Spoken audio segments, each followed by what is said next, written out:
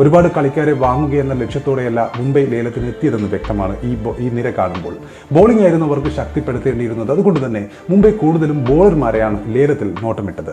കോട്സിയുടെയും മധുഷങ്കയുടെയും വരവ് മുംബൈ ബോളിംഗിന്റെ മൂർച്ച കൂട്ടിയിട്ടുണ്ട്.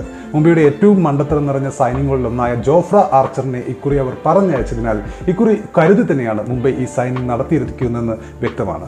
ഇവർ ലോകകപ്പിൽ മിന്നും പ്രകടനം നടത്തിയവരാണ് കോട്സിയും അതുപോലെ തന്നെ മധുഷങ്കയും. അവർക്കൊപ്പം ബുംറ കൂടി ചേരുന്നതോടെ മുംബൈ ബോളിംഗ് നിര അതിശക്തമായി മാറുമെന്നുറപ്പാണ്. അതുപോലെ നബിയെ ലോവർ ഓർഡറിൽ കളിപ്പിച്ചാൽ ബാറ്റിങ്ങിന് കുറച്ചുകൂടി ആഴം കിട്ടുകയും ചെയ്യും. പക്ഷേ സ്പിൻ ബോളിംഗ് വിഭാഗം അത്ര മികച്ചതല്ല എന്നതാണ് മുംബൈ നേരിടുന്ന മറ്റൊരു പ്രശ്നം. പീയൂഷ് ചൗളയ്ക്കൊപ്പം ശ്രേയസ് ഗോപാലാവും സ്പിൻ കൈകാര്യം ചെയ്തേക്കുക. ഈ രണ്ട് ടീമുകളിൽ ആരുടേതാണ് ബെസ്റ്റ് സ്ക്വാഡ് എന്ന് ചോദിച്ചാൽ രണ്ടും ബാലൻസ്ഡായ ടീം തന്നെയാണെന്ന് പറയാം. എങ്കിലും ഒരു നേരിയ മുൻതൂക്കം ചെന്നൈക്കാണെന്ന് പറഞ്ഞാലും തെറ്റില്ല. കാരണം ചെന്നൈ ടീമിന്റെ നട്ടെല്ല് എന്ന് പറയാവുന്നത് ഒരുപടി മികച്ച വെറ്ററൻ താരങ്ങളുടെ സാന്നിധ്യമാണ്. അവരുടെ ക്യാപ്റ്റൻ കൂൾ MS ധോണിയുടെ